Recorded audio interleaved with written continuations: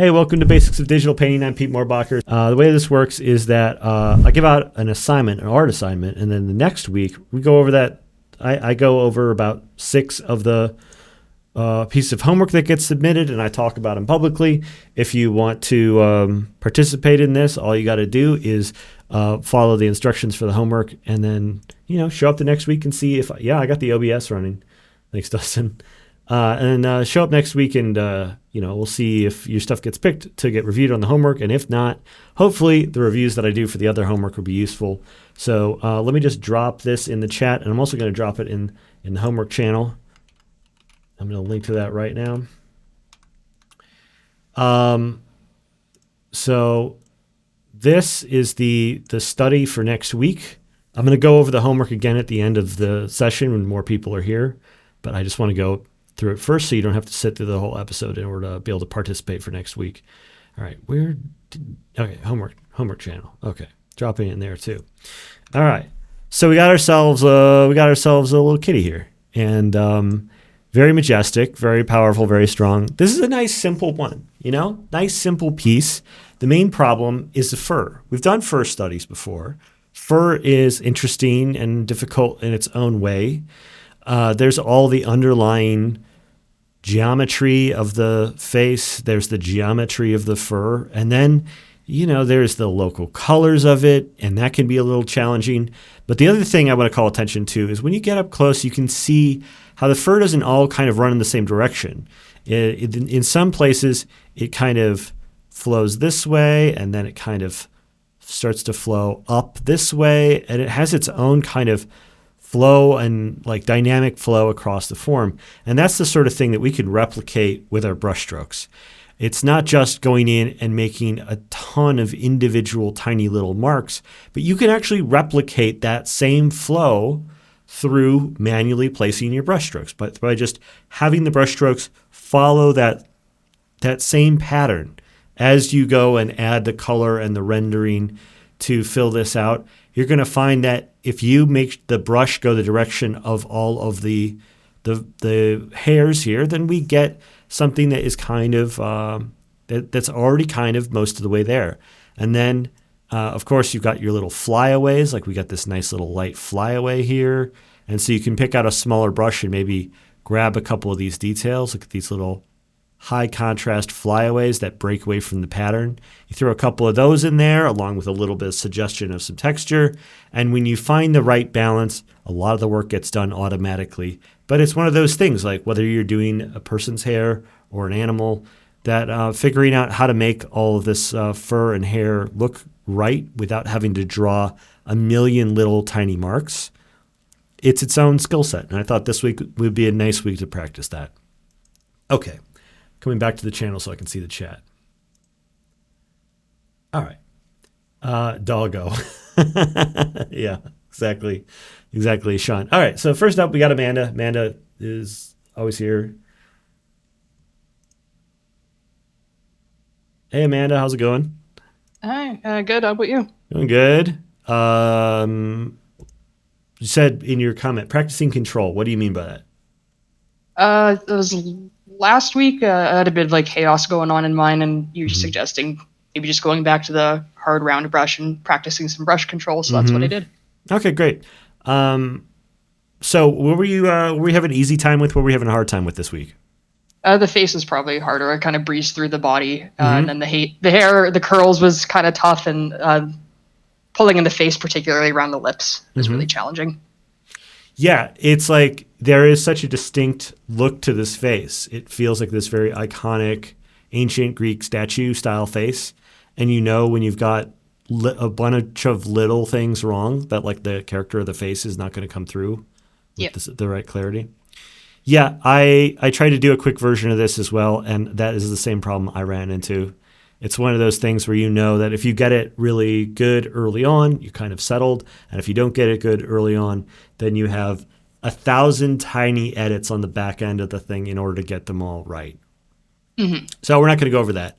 There was a conversation you and I were having, because we're working together privately as well, about light and shadow. And I was asking myself, does this study exemplify the conversation we were having about how, painting often benefits from creating distinct shapes of light versus distinct shapes of shadow, and then kind of building in subtlety in between them. And by that, I mean, like, you've got these lit areas here that are very distinct from the shadowed areas. And it can be it can help a lot to keep those areas sort of clean and distinct from each other. Something that I think you did quite well in this piece. Thanks. And so I was wondering, when I was looking through the homework this week, whether or not, like, you have this tendency to create a lot of subtle, smooth blending over the length of the whole figure. Let me just.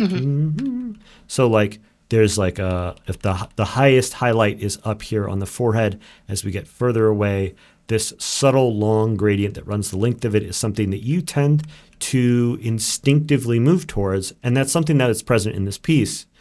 So I was kind of curious whether or not you were having an easy time or a hard time with the lighting. Seems like all of that, while I was critiquing you in the past that you might want to do a cleaner separation between your like lit and shadowed areas, this soft, subtle lighting over the length of the figure is something that you have had an easy time with this week, and it has come together quite well. And it's been cool to see.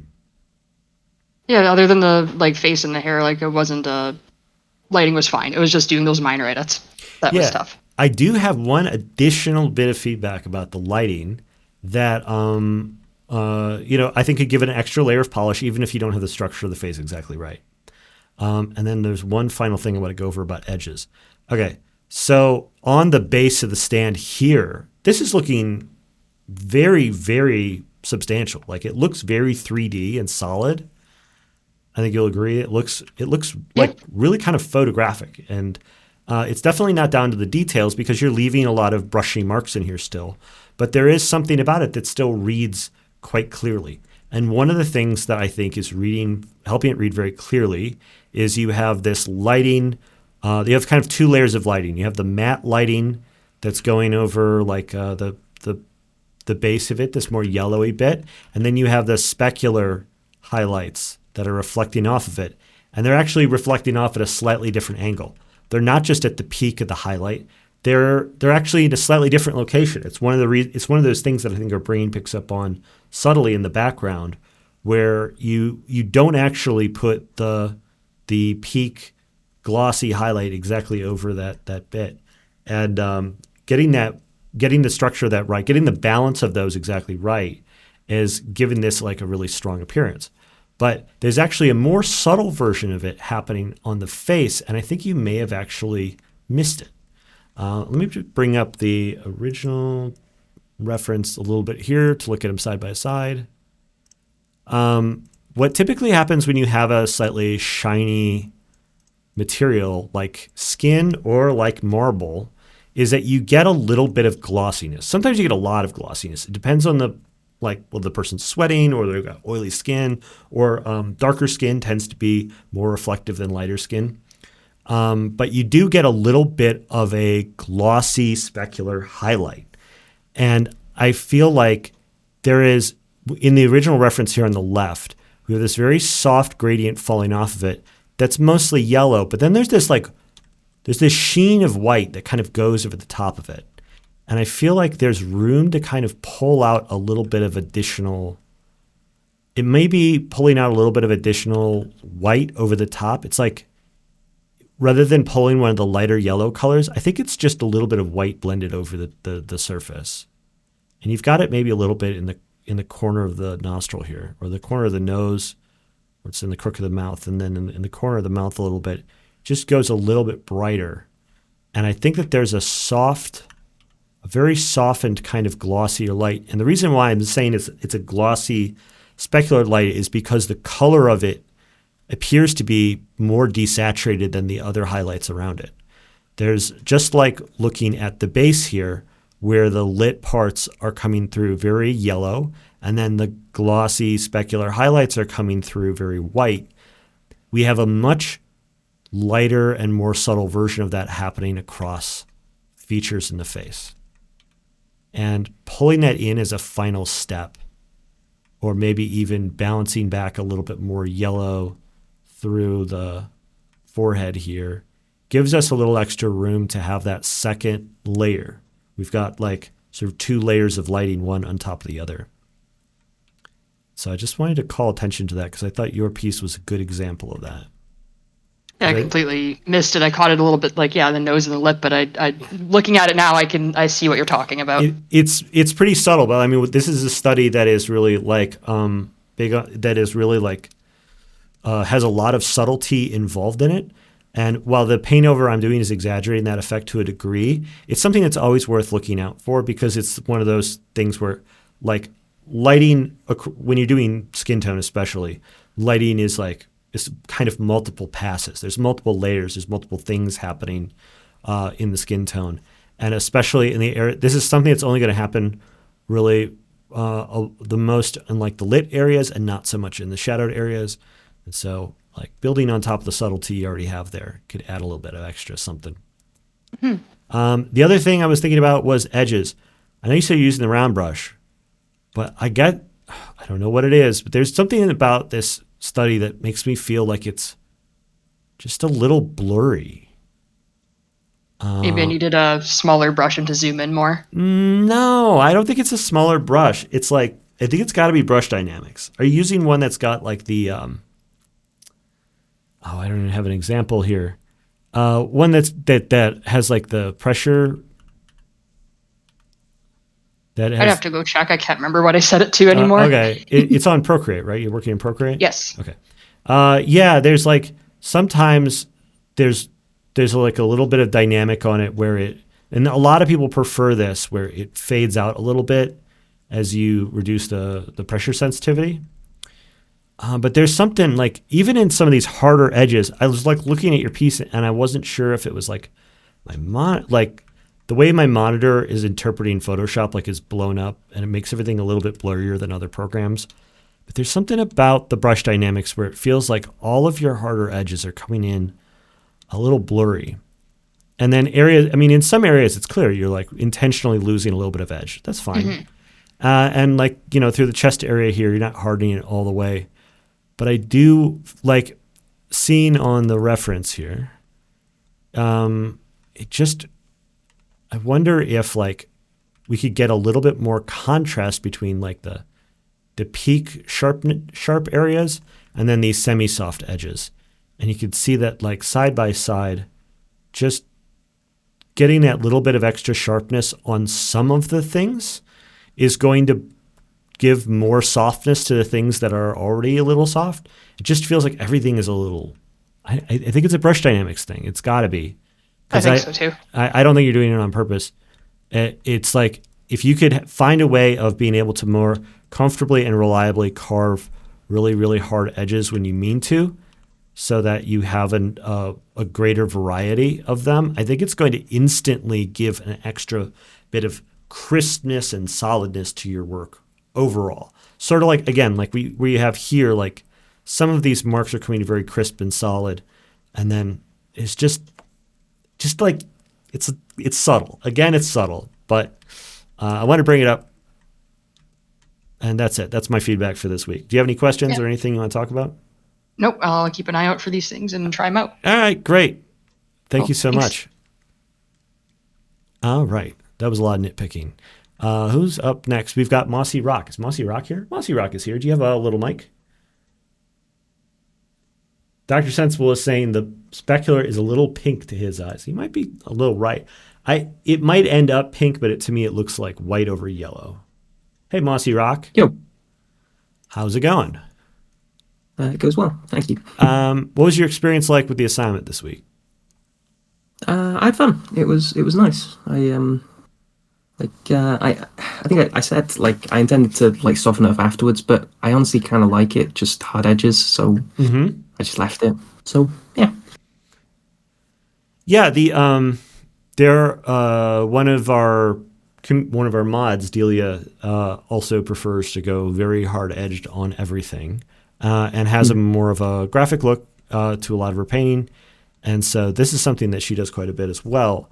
But I'm looking at it, and I am wondering if there is a little extra. Yeah, Delia's in the chat here. I wonder if there is a little something possible to do with this, because you have this very nice blending in the background, and you're using softer brushes in some parts, and there's something about the whole thing having the harder edges that it might work. It's probably possible to get it to work, but I wonder if maybe it's in areas like this where you have like multiple concentric hard edges, and they're forming these kind of like little islands, and they're all kind of running semi-parallel to each other, that it doesn't read so much like a soft transition. It reads like pieces that are like they are all having their own little planes. Let me pull up. Correct pieces, but wrong arrangement. There we go. Okay. So let's say we want to have this chest here, but we don't want to do too much blending, or we want to do no blending at all. I wonder if having all of these steps feels like it should make things softer, but I'm not confident that it's doing that. Instead, I wonder if we could get better results by actually merging some of these islands of value that you've built here. And I'm trying to look through it. This isn't my typical way of working, but I've merged it down to like 3 layers, more like, about 3 layers of value here. We've got the highlight, the midtone, and the shadow. And one of the things is that because this is all so soft, I think it probably benefits from having less contrast in it. This area through here isn't calling out to have like a lot of contrast. And so having fewer edges in it gives it, I think, a clearer sense of being low contrast. And then within one of these islands, I also wonder if you could do like a hard edge, but also find ways of blending from one color to another. Like what were you using to make these? Was it the brush tool with it at 100%, or were you using lasso? Yeah, I was just using a hard round brush. Oh, okay. Because if you do this effect using a lasso, then you can do this with a soft brush and get hard edges out of it. Like if you wanted to have like a nice soft transition there, but you don't want to spend 1,000,000 hours blending it, you can go in with you can get maybe a couple of brush strokes and a lasso selection and be able to get shape like that as well. Same thing with if you wanted to ever go over the top of it with something very simple, you can get a little bit of you can soften down some of these transitions to make an extra layer of subtlety with the soft brush on top of that. If you don't like doing a lot of pressure sensitivity, there's definitely ways of working with it where you can simplify this down so it's not the same kind of blended painting process that I do. But I think it's a space that you should experiment with a lot of different ways of doing it, because there's something about these little triangles that you have cut in here. These little cuts, little ragged edges, that and the many stair steps coming together that isn't quite making the style. But I think it's possible. And if it's something you want to pursue further, I encourage you to keep experimenting. Okay. The other thing is I'm noticing that you're using this band of saturation here between the highlight and the shadow. My recommendation is, again, to simplify this a little bit. I would try to find a place to put that more saturated color, and I'm going to exaggerate it here just for effect, right there on the edge of that terminal between where you have the lit area and the shadowed area. And because right now you have this more saturated spot through here, and then it's got some extra distance, and then it starts to go to shadow. The saturated terminal, I'm not exactly sure what causes it. I'm not sure if it's even like really happening or if it's a little bit of an optical illusion. But I believe it's happening on that space that falls right at the transition point between the highlight and the shadow. And so I think it needs to touch both of them. So again, it's not something to be avoided. I think that if you want to have that band of saturation, could be really good, but I'd make sure to find exactly where that is. I've always found that this kind of posterized look is actually quite hard. I know some people do it in studies as an extra challenge mode. Though for other people, this is like just how their brain works, and it becomes so much easier for them than trying to do rendering. But I'm looking at this and seeing like that upper plane of the cheek here. Noticing this kind of, there's whenever you have like that Rembrandt style lighting, you tend to get that triangle over the cheek right here. And you can see that actually if we play up the shadow a little bit, we've got a little bit of fill light coming in from this side, but we actually do have the suggestion of that triangular shape there. Might be worthwhile to exaggerate the lighting to accentuate the facial features a little bit like that. All right. Any thoughts? Yeah, no, just that it's useful. I just so generally, like if I'm doing these sort of, you're talking about the steps earlier, just to if I see myself doing those steps, generally, I kind of agree. Like it felt weird when I was doing it, so I should really just soften that into like a gradient when I feel like I'm doing that. But other areas of hardness, they're okay generally. Yeah, no, I mean overall, it's coming together very nicely. Like this is a subject that is very sensitive to like minor changes in the facial features, making things feel a little off. There's always room to improve there. If you get that feeling of like, this doesn't feel quite right to me. Well, it's the 99 times out of 100, you're right. There's like a part of your brain that's just like smarter than you. Or like, there's the part of you that has like this verbal thing that says, I think actually that's right. And then there's this nonverbal part in the back of your head that's like raising its hand. And it's like really easy to ignore. Whenever you feel that part of your brain raising its hand, it usually has something important to say. But listening to it and understanding what it's asking is always a challenge. And so I feel like that's one of the essential artistic skills is to like notice when your brain is saying, hey, this isn't feeling right. And like spending extra laps trying to figure out what it's asking you to do differently, because it's often not specific about what it should be right, just only that something is wrong. You don't necessarily need to blend it. Blending is just one option I want to propose, but I definitely would, in areas where you have less contrast and more subtlety, to try to reduce the total number of steps, to try to keep it from feeling like it's calling out a lot of attention to itself. And so also these kind of complex, wiggly shapes like this, I feel like also call a certain amount of attention to themselves, where the reference is feeling a little bit more subtle. So simplifying those islands of value a little bit might draw less attention.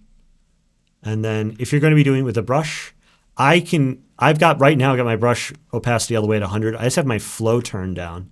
And that gives me a little bit of subtlety to like my edges. You can see that it ends up with a little bit of softness, but then I can kind of go in and push it out and get it all the way up to 100% if I want to. Having that little bit of brushiness, even if you like to keep a hard brush overall, I think does a lot to show the natural motion of the hand, and is more appealing than these kind of like small jaggedy marks that you're getting at some of these points. If you're going to have imperfections, I think that it might be worthwhile to figure out a brush dynamics that create imperfections that you like more. Mm. Okay. Yeah, that's a really good idea. Okay, great. Any questions or things you were struggling with that you want feedback on? No, I think like mainly it was the steps that felt weird. I mean, the bass especially, like it hurts my hurts my brain a little bit. I can read. But like the base of the statue, it like has that same sort of steps thing, and it feels a bit bad. But yeah, that was the main problem I had with it. So yeah, the range of value within here is fairly limited. So I think that like reducing this down to like just a smaller number of colors is probably going to work out just fine. Because it's so out of the focus of the main piece, you can see by reducing the contrast and reducing the amount of colors that you're using, it pulls the attention back up towards the more critical areas of the piece and keeps it from feeling quite so weird.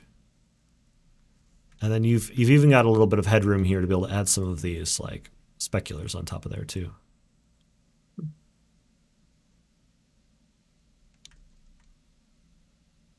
Seems good? Yeah. Great. Well, thanks for participating. It's good to talk to you. yeah, thank you for the feedback. All right. See you around. All right. Next up. Oh, this is Dr. Sensible. I forgot to clip your thing. And as always, you have a YouTube video. I have it prepped off to the side here. Yeah. What's up, Pete? Hey, what's going on? All right. Tell me about your experience this week. Yeah. So I went into this thinking it was really cool. I love ancient Greek and Roman. Oh, flipping the whole everything. canvas like this with the reference also is interesting. Dang, I hadn't thought about doing that. You know how I set this up? You just put it on one canvas?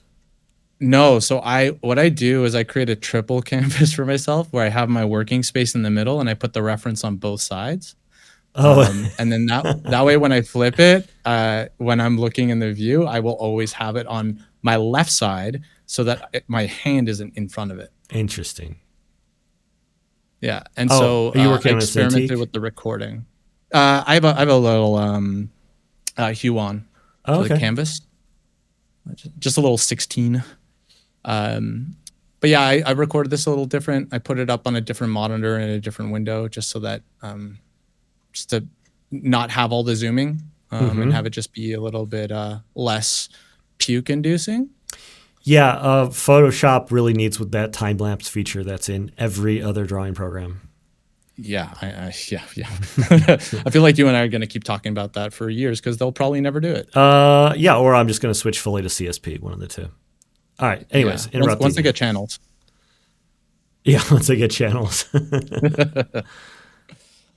But yeah, I was excited about it. I wanted to kick this week's butt and spent more time on it. I'd say like I took a pretty chill pace to it. I definitely felt it near the end with the hair and just like really trying to nail the likeness took a good amount of time. I think I probably spent like 4.5, 5 hours on this total. But by the end of it, I had some proportion stuff wrong, but I was happy with the overall piece. Yeah, getting the face right on this one was really a kind of a monster challenge, and like most people who submitted, I'm sure were feeling that same frustration. I've not found getting a likeness as difficult as this one for some reason. There's just something sort of iconic about this face shape, and the overall like shape of the lighting and shadow is so simplistic on this one that there's just And the no extreme place angle. to hide.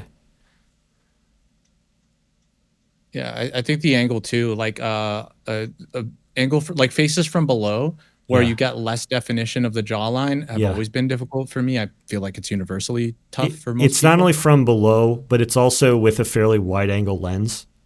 And so Yeah. there's a bit of perspective on the face as well. And the default is to just sort of presume that the face doesn't have any perspective in it. And it makes it so getting the line of where the brows are is kind of difficult because they're not meeting in a straight line. There's an arc to the overall face that is throwing the whole thing. And like I can see you're trying to straighten the brow line a little bit from where it is. And it's Oh yeah, I keep going back to this, like right up until the end when I start doing color. I'm just adjusting the face, like doing the liquefy thing when I don't feel like repainting the entire thing. I wonder if it's also a little small. Yeah, it is. And that's part of what happens when you do everything in one or two sittings, right? Like Right. you need space. One of the funniest things was like I finished it, I showed my wife, and she's like, "I love this. This is one of the best things you've ever done.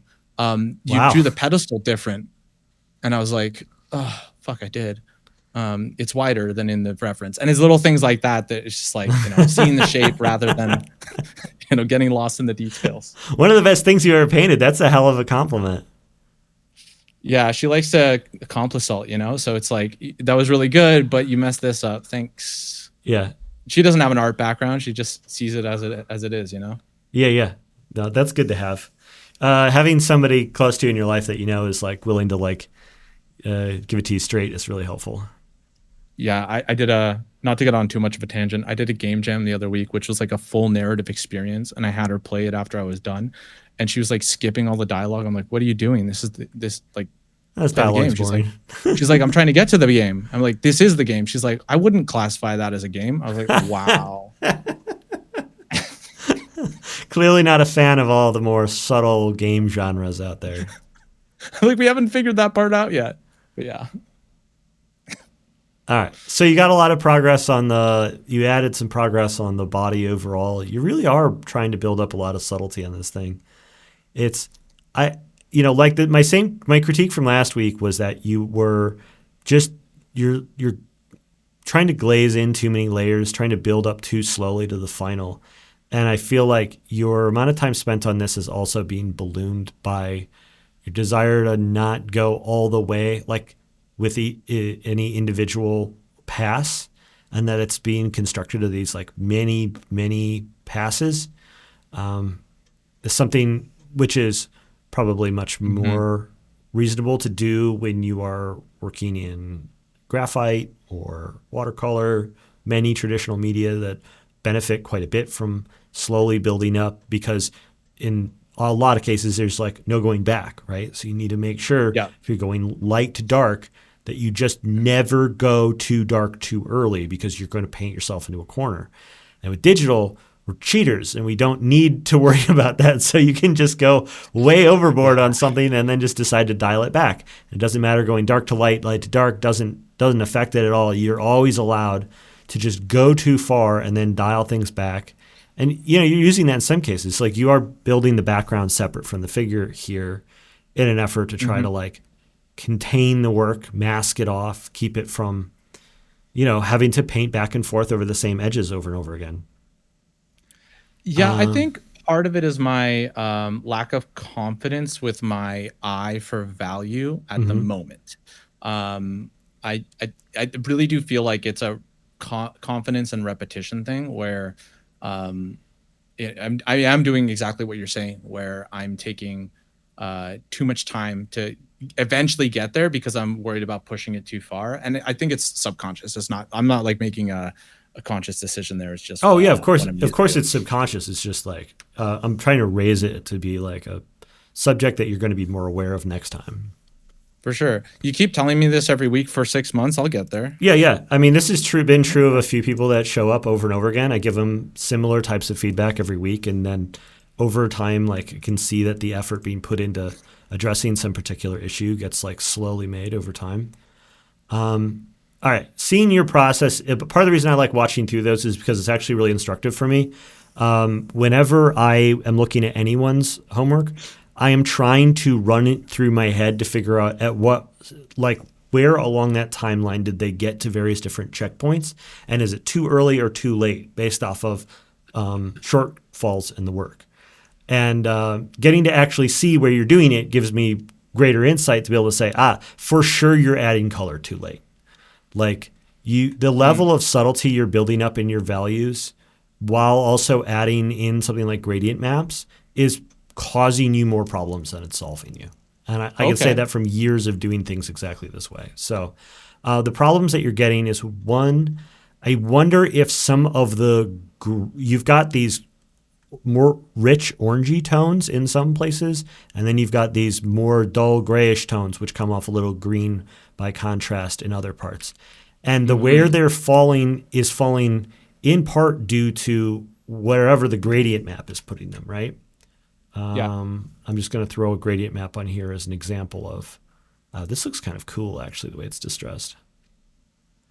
We get these like separations and those are all adjustable within a gradient map to figure out, hey, do we want that whole armpit to be gray, or do I want it to be gray in just the core area and then it goes more orange? Do I want that transition to be really hard and maybe, fall off a little bit in terms of value? Like tuning these handles around in the gradient map can make a lot of adjustments to do all kinds of little changes like that. And so you can get like this nice swoop of gray through the side of the cheek if you want to.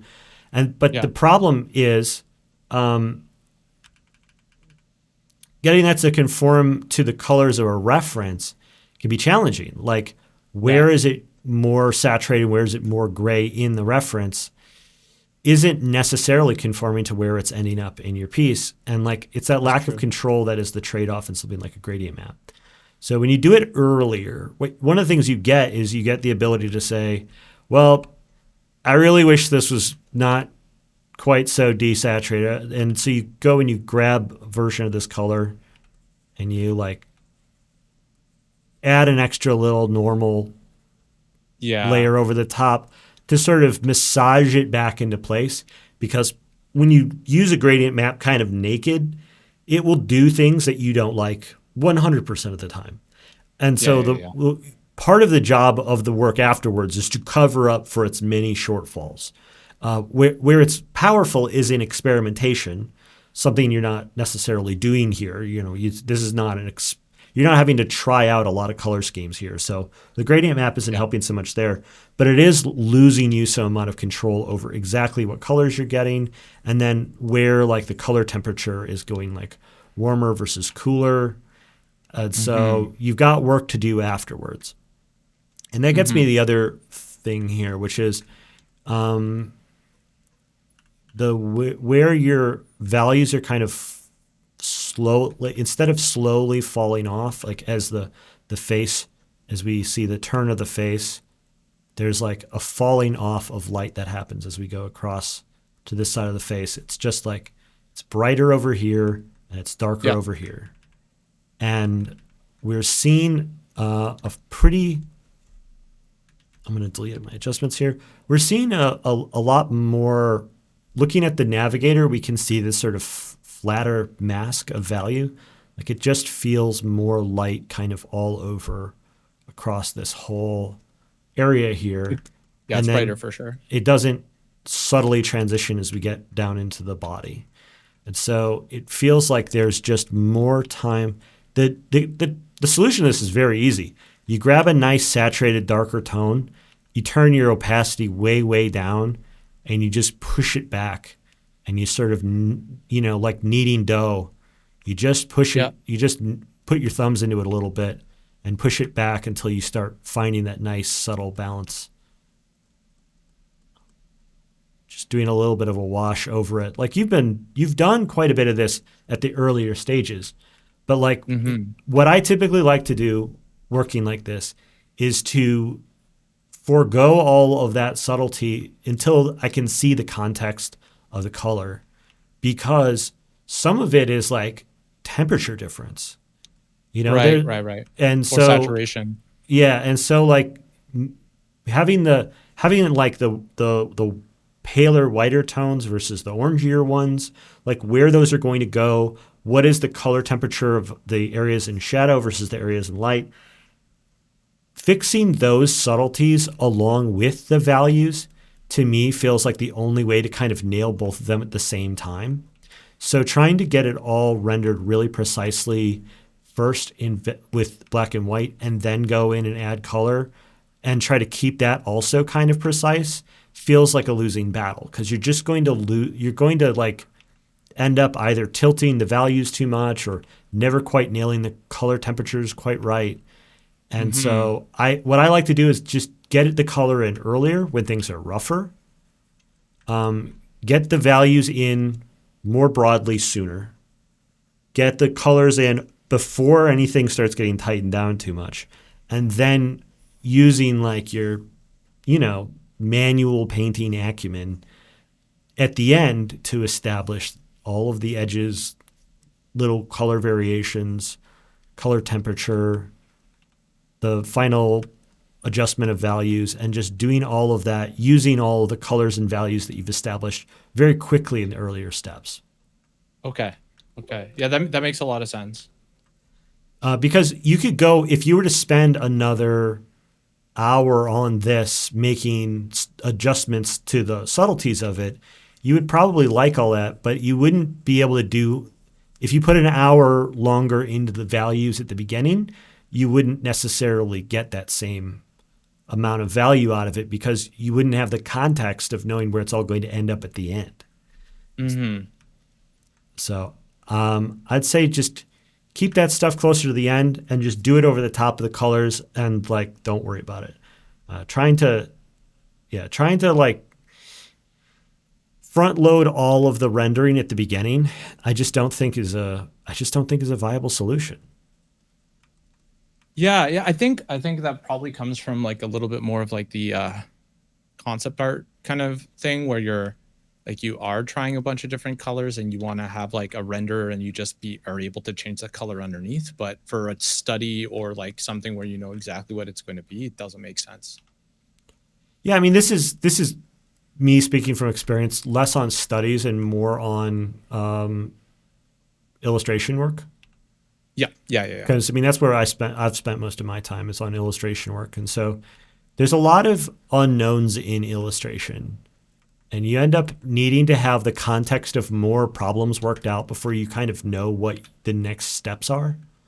It's defined already, yeah. Yeah, and so it's like you're always going to need to solve problems like one at a time, and you're going to need to eventually solve all the problems. But like the process is all about at what stage in the overall process are you getting to each of these different things to solve. Mm-hmm. And different people think about it in different ways, which is why you see so many extremely disparate processes. And so finding it for yourself is like essential. You can't actually just borrow someone's wholesale, but you're brushing kind of close to the way that I work here. And I can tell you, as a matter of fact, doing this digital color, black and white to color thing, it's just the way that you're doing it, I think is it's easier when you do it earlier. Yeah. And then when you have it at this point sooner, then like these extra little subtleties that you want to add, these little half steps of value to define like little reflections, extra little fold subtleties, textural, finishes, whatever that you want to add. I missed that neck flap. I'm not even sure if it's a neck flap or if it's a discoloration of the marble, because you have these marble veins that are also running. So there's these marble discolorations here, and it's hard to tell what's surface, what's the marble imperfections, and what are like bits of geometry. Mm-hmm. And then we've got like on the side plane of the nose here, you have this very gray color, while on here it's this much softer orangier color. I think that some of that is coming from like the subsurface scattering that marble naturally has. And it's going to be impossible to make sure that like that exact value is the portion on the gradient that's going to get that little bit of orange. I feel like I struggled with that when I was putting the gradient in. Yeah. But it was, like you said, so far into the process that I was like, it's time to finish. Yeah, and it's like, to me, it's like that's the time when you're just laying down one more layer. And then the time to finish is like, there are layers of finish that go beyond that. And part of that is identifying, it didn't really get the subsurface scattering in there, and then you go and, you can even make it as a separate layer and start to brush in some of that as its own thing. Because I don't think that there's a way of doing it with a lot of blending modes and tricks and stuff. At a certain point, it just comes down to brushwork. And that's where, you will be able to, your ability to do traditional painting like skills is very high. And so if you can just get to that point sooner, then you're going to be able to make these corrections more precisely and more quickly at the same time. Yeah. That's what I need to get. Yeah. Like my goal is to get faster. So yeah. And so I say push yourself to go twice as fast as you're comfortable with and get more coverage on the canvas sooner when it comes to values, because what you really want is you want to get context for you to make smaller, subtler, more precise changes. Just same amount of time, but just like squeezing that beginning so you have more at the end. And like I'm typically telling people to do the opposite, but you're in a unique situation. Okay. All right? It's worth a try. Thanks. And if it doesn't Thanks, work, Pete. hey, maybe it was a couple weeks worth of, studies that you screwed up, and who cares? Yeah, no, this all makes a lot of sense, and you've like I can see the improvement on the character already a lot from your changes. Great. All right, man. Any questions before I let you go? No, you've been great. Thanks, Pete. Thank you. All right. Moving on. We got 3 more to go through, and I'm already almost out of time. Nanaboy. Is Nanaboy here? Nanaboy's here. Nanaboy, do you have a mic? I always forget. Nanaboy's here. Trying to limit the time I spend on these, which means trying to focus on the important things at the cost of perfect replica. Hey, how's it going? Good. How are you doing? I'm doing great. All right. Can you elaborate on your comment? Yeah. So, I mean, even though it doesn't always look like it, I think like when I say I'm trying to cut down on time, like it's still taking, a couple hours. Mm-hmm.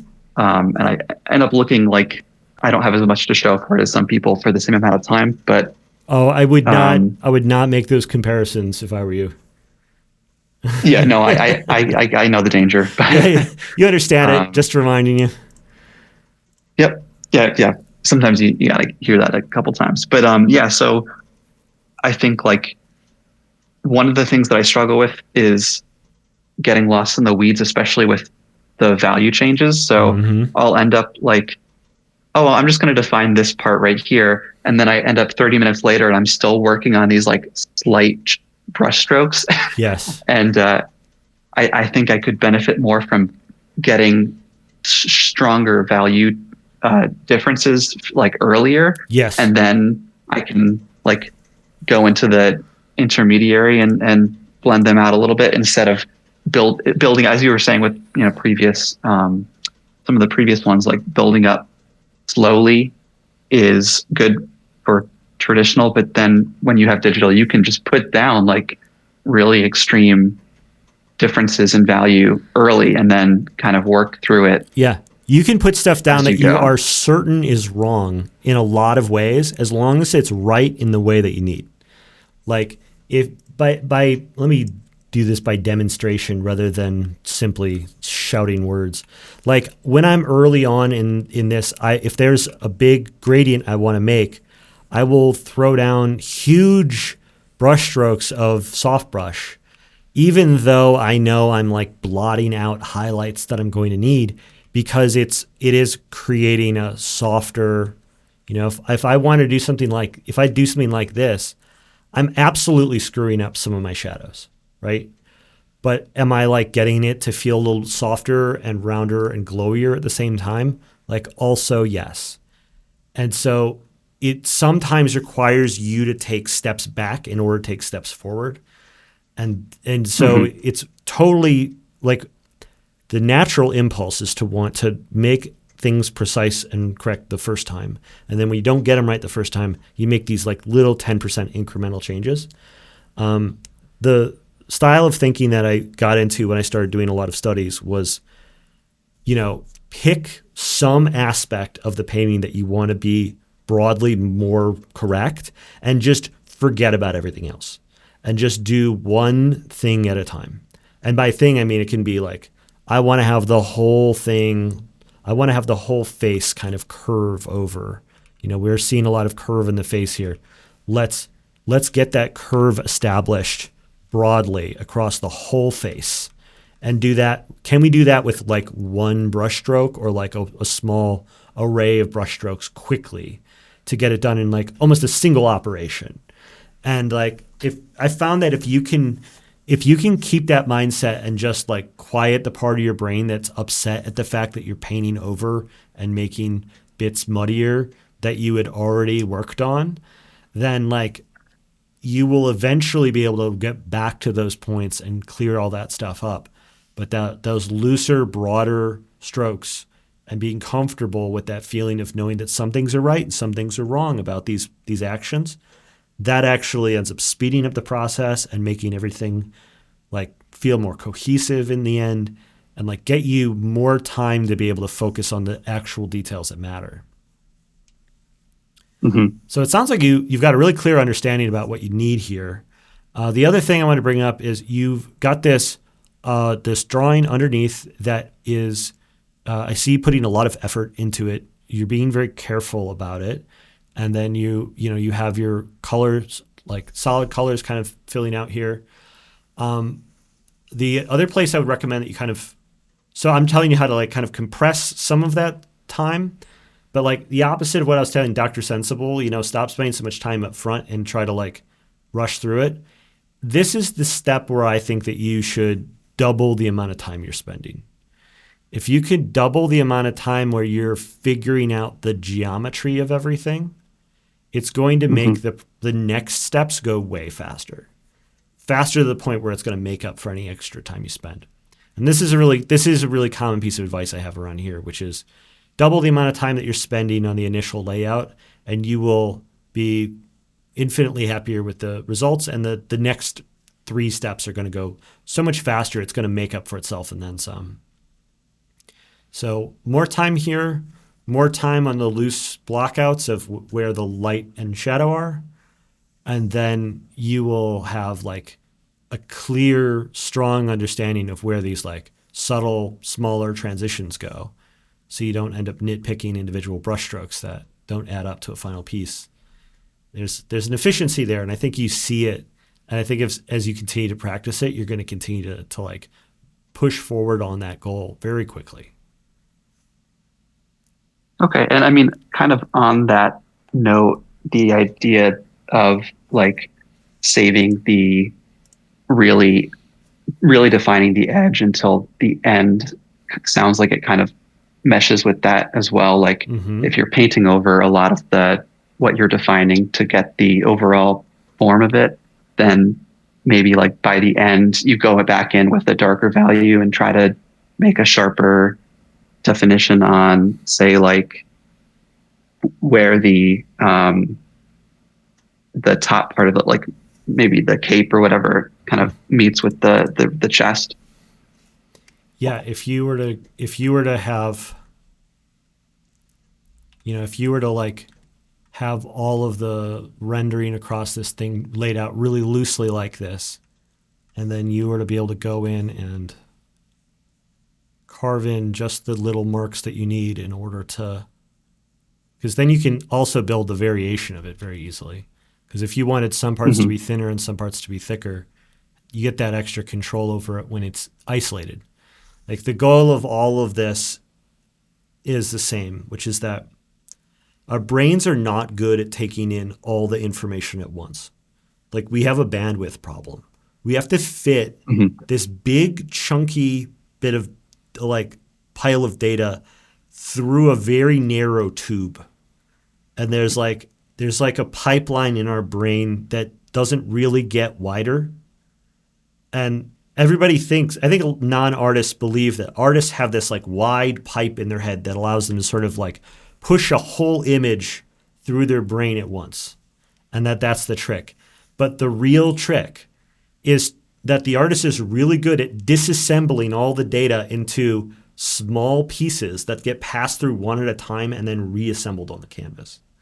And so the trick is figuring out how do we break down this information in ways that like allow us to elegantly reassemble it in the correct order on the page, even though like we don't have that much more bandwidth than anybody else.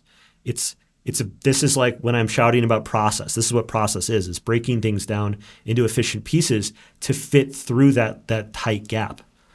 Because we're like, there's a presumption that I think that as we practice art, that like our ability to push more information through that pipe, that the pipe that we have to like push all this data through gets wider. No, I don't think it is. I think that over the years, the amount of bandwidth I have to notice things, to like observe information, has never gotten better. And as I've talked to other expert artists about this, there's a general agreement that like it's like a garden hose. It's like we're like trying to suck the whole painting through a straw. There's no bandwidth at all. And so it's all about like elegantly deconstructing this stuff and then reassembling it. And that's really the whole challenge here. It's part of the reason why studies are helpful, is because it allows us to practice this over and over again without having to like do things like come up with ideas or mess around, you know? It's like you're never going to get a bigger brain. Your brain is just the way that it is, and then we just need to learn how to deal with ourselves better. That's the real challenge. Yeah, I've definitely heard that same kind of advice. Good. So, yeah. I'm glad that other people are saying putting that. it into practice. I believe about this very strongly. I'm hoping that I'm not being like contrarian on this thing. But yeah, we're here to come up with elegant solutions to dance around our mental shortcomings and not to become like smarter, which, you know, like is a little disappointing. It'd be nice to just have a bigger brain. But the best we could do is trick other people into thinking we've got a big brain. Exactly. Yeah. I mean, it really comes into a fine point when you're doing a design that isn't something like a study, because you realize like how much you actually have to think about. And if you don't have a good process for all of the little things, it becomes like demoralizing. Yeah. But like the big thing, the thing to remember, even when you're doing imaginative work, is it's like, you know, you have figuring out how to make sure that you get the big stuff right so that you have a place to put all the small stuff. That's the challenge. And so like learning how to create a kind of foundation or structure to be able to hang all the little, you know, nuances in shading, details, materials, like whatever, like flourishes that impress people, like those don't have anywhere to go unless we have the big broad stuff like ironed out also.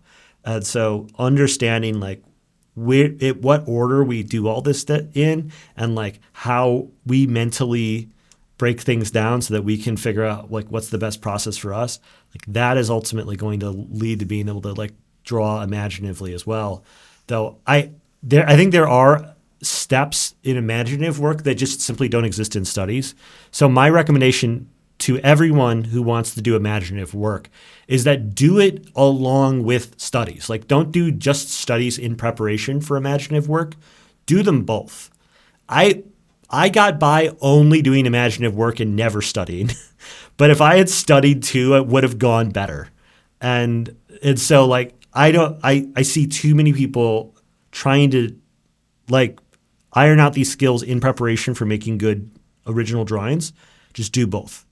And like make it if you're going to make part of your week time to do these studies, at least just get in your sketchbook once during the week also. Like getting both those done is really critical. So that's a rant that you've accidentally pushed me into. I'm sorry. Any questions for me before I move on, because I'm running out of time?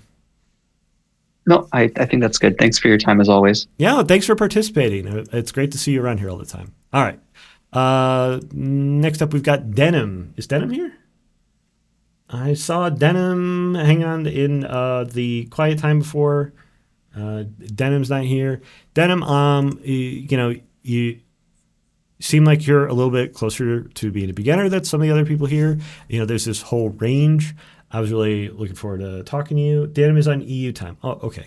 EU time. I understand why you're not here. If you're catching the YouTube VOD, hey, great to see your work. I'm noticing is this a photo texture back here? that's probably fine for a study. Don't worry about it. But definitely don't spend too much time on photo textures and stuff when it comes to a study. This is a good time to practice the brush strokes. I would say the big thing I'm seeing in your work here is that I would want to fix is the proportions. And the same thing I was just saying a minute ago was, spend double the amount of time on the original drawing, and you're going to have a way easier time on these later steps when you try to paint. Because sometimes when we're just drawing out the original structure of the face and the original structure of the body, like we don't notice everything that we're doing wrong because we're comparing a photo to line art. And then once you start to render more stuff and you start to build out more lighting, you start noticing that the proportions are not quite right and the facial resemblance isn't quite there. And at that point, it feels like it's too far in and maybe you can't push stuff around anymore. Don't be afraid to push stuff around more. If you feel like you need to reproportion the body and the head, the way I like to do it is I will lasso up a whole chunk like this. And then in Photoshop, we've got something called copy merged, which copies all the layers together. And then I'll paste down a chunk of it like this onto a new layer. And then you can liquefy, you can transform that, and you can rescale and reshape a lot of work, even far into the drawing, even far into the painting process. It's something that I do in my imaginative work. It's something that I do in my studies. This is something that I do constantly in order to try to make adjustments. So if you feel like things are starting to come off, you don't feel like things are in proportion, take a second and try to address those feelings and then go ahead and chop it up. Because once you chop it up and you can see that it's really not created a clean seam here at all, it's actually quite easy. It usually just takes a couple of seconds. You can brush over the differences on like a reshaped patch like this very quickly. And so even though it feels like it's too messy of a process to work, I guarantee you that it's fast, it's easy, and then you won't have to worry so much about kicking yourself over earlier decisions. You can let the good parts of your earlier painting shine through while also making corrections fairly late in the process. All right. So I'm going to move on to the next one. We're already over on time. Sean's here.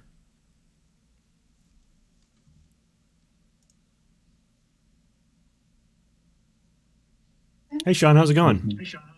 Hello, can you hear me? Yes. How you doing? I'm doing great. So, soft, subtle forms, your favorite. Yeah, you might be right there. Is it too soft again? No, okay, listen. So there was, you have a very, as we've talked before, you have this very common problem, which is you love soft, subtle rendering. And you also want to achieve clear, precise details. And so you have this style which has both a mixture of very tight edges and then also large, smooth, soft areas between them. And you sometimes are missing some of the medium-sized shapes In between, and the yeah. medium-sized, semi-hard edges. And so that's something I've criticized you on in the past, and I'm seeing you do a lot better on this piece. Okay. How do you feel about it? What was your experience with it? Well, I tried to keep it in mind. I tried not to over soften those, as you're saying, medium edges, like particularly around the chest. Mhm.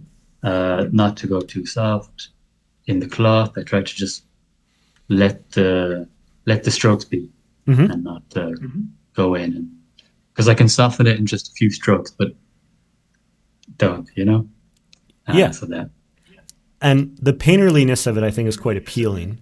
But one thing I've talked about many times today is this kind of soft turning of the form around the face and this soft fall off the light across the length of the figure. And that attention to rendering that you have, this intense attention to rendering that you have, is getting a lot of those subtle details correctly in the broad sense. And the really big shapes, you're bringing that softness and that subtlety, but you're not carrying it down to the micro scale where you are rendering out all your individual brushstrokes. So Yeah. that like desire to have these like soft, subtle transitions is still present in the work, even though you're not rendering it down to the pixel. Yeah. Sometimes I have. There's some parts there where I wanted to make it really soft. But yeah, just trying to be a bit more decisive about it. Yeah. And so I thought like your eye was like, you know, your natural inclination towards rendering was a real asset for this study because it had this really soft, subtle rendering style to it. And so it was good to see that you were able to like keep that without losing, without losing it when you were like using a bit of a chunkier brush and like, you know, some rougher pieces mixed in. No, I mean you can keep going because looking at the two of them side by side, I think the overall structure of the face is really close. Yeah, that right nostril is not quite right. Okay, so the nose has some structural issues. I'd say that maybe the bridge of the nose might actually come out a little bit more. Yeah. And you're right. The sort of vector of the nostril here might be a little bit more vertical. Yeah.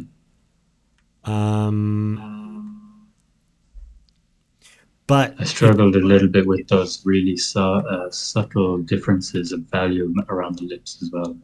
Yeah, that's a tough one because you have this like on this side of the lip, it's darker on the top, and on this side of the lip, it's lighter on the top. But then you have kind of the same value across this whole plane here, the upper plane of the lip, and it makes it look like maybe the right side is a little lighter than the left, but just by like a half a shade. It's hard to see.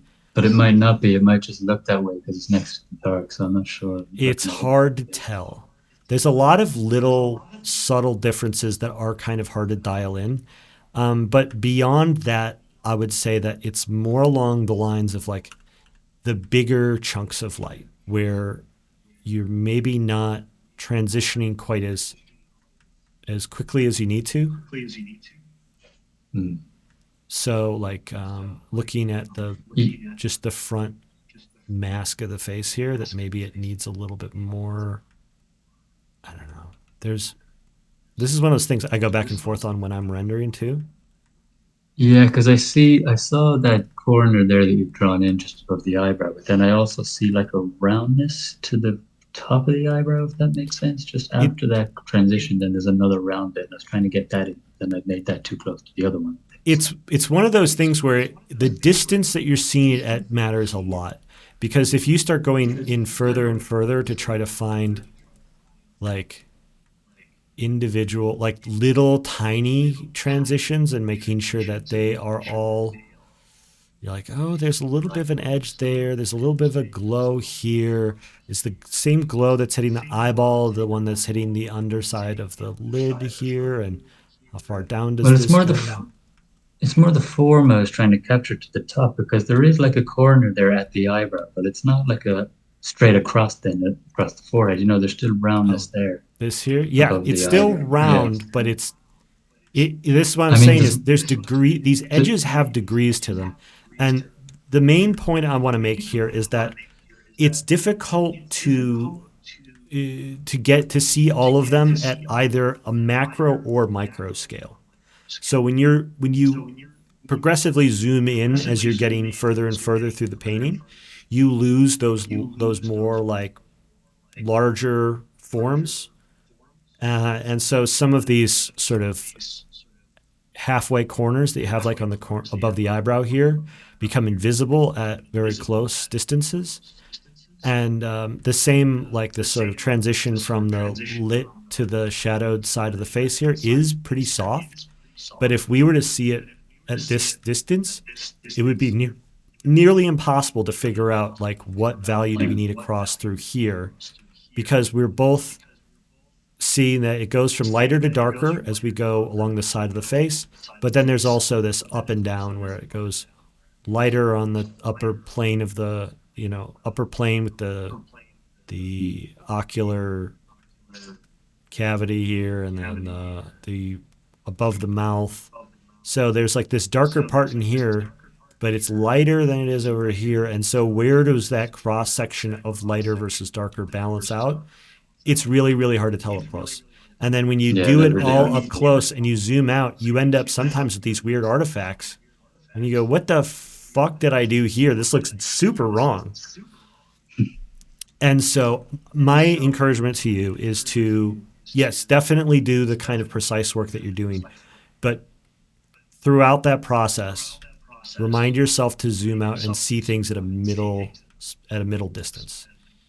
Get it, not just necessarily this distance where you see the navigator, but just get it in the middle also, because at every single scale there is a some subtle transition somewhere that you're not seeing at any of the other distances.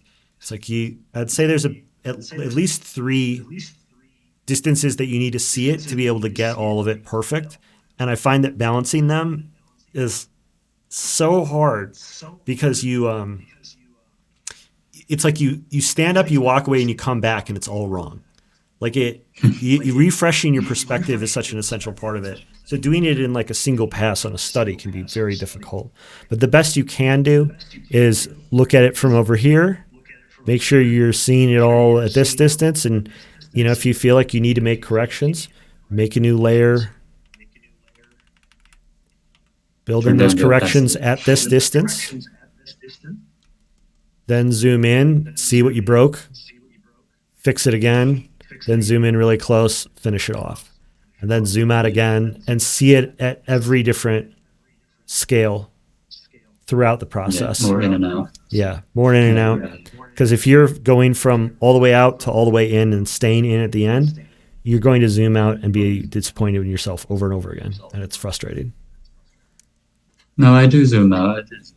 But yeah. Being willing to make corrections at a zoomed out level in a way that undoes some of your work, I think is essential. Yeah, that's tough, yeah.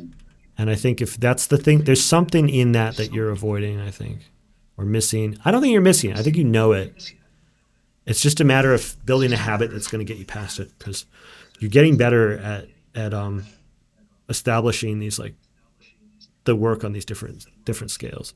Like, I'm seeing it. I had a moment actually where instead of zooming out, I stood back, which somehow made a difference, even though it doesn't seem like it. Yeah. I ended up, I was talking with a friend that we felt like we both got worse at painting after we got 4K monitors. That is just like getting that extra fidelity all the time actually made it harder.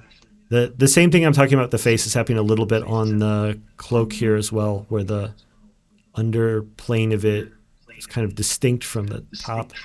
And we're losing a little bit of that corner inside all of the details of the folds here. Yeah, good point. Actually, I hadn't noticed that. And so it's all the faraway stuff that I think that you're missing most, because your details are so precise and you care so deeply about them. So I just want to remind you of your forgotten children here, which is the faraway. I'll keep working on it. All right, great. Any questions before I let you go? Thanks, Steve. I don't want to take up more of your time, but Yulia did a great job breaking up the hair. I found it so difficult to break those that like bigger mass up into such small, intricate chunks. Yeah, shout out to So Yulia. mine is just like Shout out to Yulia. yeah, she's so good. And let me pull it up really quick for you to point it out. Let's see. Some people, I really love the work that they do for the homework, and then I don't show it. And it's not because I'm not appreciating it, but because I not only am I limited in time, but if I just like something, I found that whenever I bring people up on stage, just tell them that I like a thing they did, they just go, oh, okay. And then I don't have anything productive to say that's going to be useful for the people in the audience. So yeah, the Yulia's approach to the hair here came out quite excellent. I tried to do that. I couldn't. I will. Someday I will. But I just couldn't. Someday you will. Yeah, this is one of those things. It's like the little lumps on top of the big lumps. I've talked about this with painting clouds. This is exactly the sort of place where it comes in handy again, because you have to, like, there's these larger masses of hair, and then there's all the smaller masses, and they're kind of fractal, nesting one inside the other, where there's like a volume to one, and then there's a volume to the other, and then trying to weave both of those together is one of the main challenges of painting in my mind. And it's something that What I don't understand is how she could do that and not just keep getting distracted and going back to painting the face like I did. I mean, you know, I'll pull her, see if she wants to do a voice call or something and just like chit chat about it. You guys are all in the same community with each other. You know, you have, as much as I feel like I've got something to share here with you all have a lot to share with each other too. And so I love that you all post the homework in the same place to get to be encouraged by each other's work.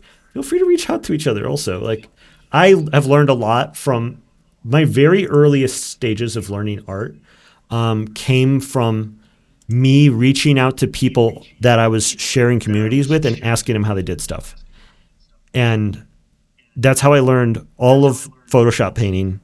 My school was terrible, and there was no big tutorials I found. It was all just from peer learning, from talking to other people who were in the trenches along with me.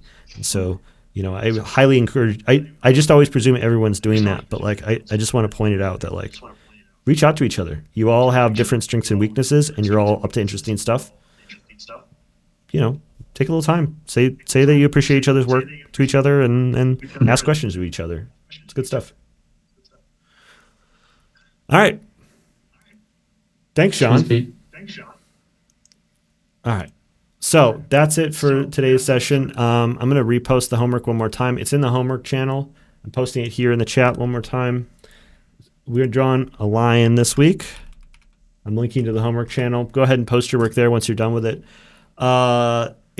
We got a furry subject again.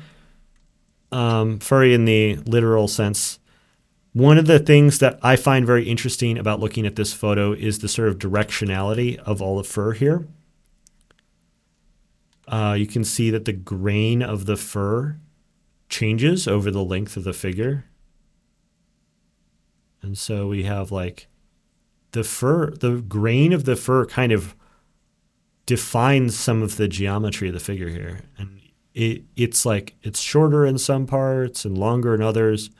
But I think that the flow, that direction of it, that's going to be key to like getting a sense of the figure. So my recommendation to you is when you're going through this, don't look for a rake brush necessarily that's going to try to create that texture. Don't look for something like this that's going to try to automatically create texture for you. My recommendation is to use something simple and just make sure that your brush strokes go in the direction of the grain of the hair, and you will naturally create a bit of texture with your brushwork that will do a lot of what you need for you. If you do that and you're careful about it, and then you do take a small little brush and do a couple flyaways to find, like, we got some little flyaways here, like in the ear, flyaways that like run counter to the grain of the fur here.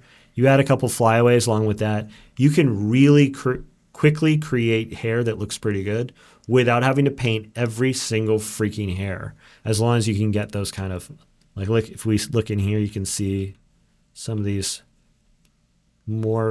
smaller, they run in the same direction as the grain of the hair, but they're kind of softer, larger marks. Mixing some of those in, getting the big chunks all kind of running the right way, running our brush along with that, and then finding a few moments where we're going to like break that pattern. And this is a good simple piece to practice a little bit of that. So I hope you guys have fun with it. It's great having you every week. I look forward to seeing you next week. Thanks for joining me. We're all done. Goodbye. Bye, everybody.